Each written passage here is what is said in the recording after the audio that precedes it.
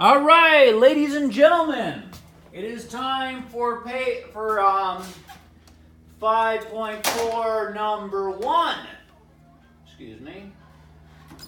5.4 number 1. 5.4 problem number 1. Now, in 5.4 problem number 1, we have a unusual situation. When we did our power activity, we figured out our power based on climbing stairs, right? Now, in this case, we're going to figure out, instead of taking our time to figure out how much power we're producing, we're going to take our power and figure out how much time it took. Now, with your leg power, you already know how long that took. You timed it. So in this case, we're going to do it a little bit differently.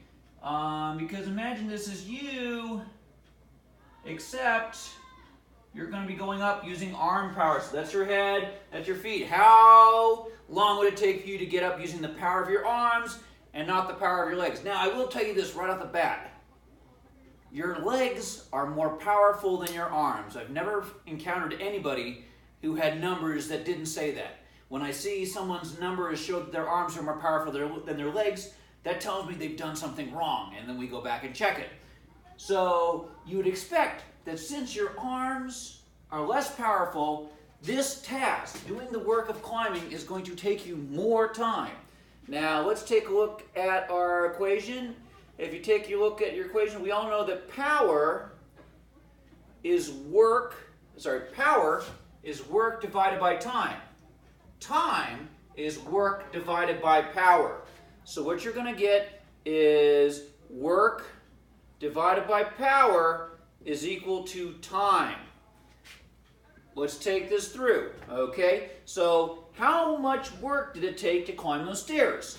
Well, you start out with your mass. My mass is 108.9 kilograms. Now, these stairs are on Earth, so we're going to multiply that by 9.8, Earth's gravity.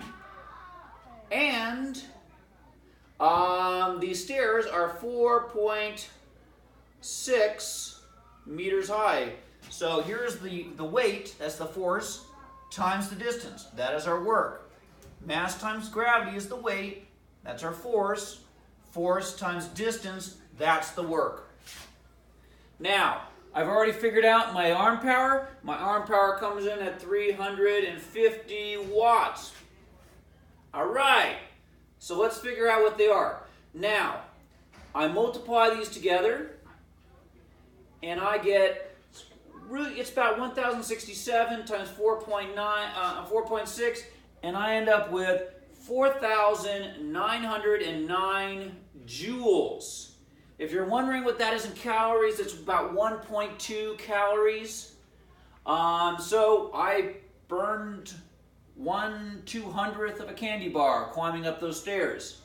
By the way, you're probably not as heavy as I am. You're probably burning a lot less energy. Most people burn about half a calorie climbing the stairs in the P building.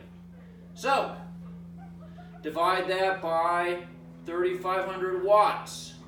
And I come up with, I came up with 14 seconds as the amount of time it took, which it's not bad, but that's what I come up with, 14 seconds.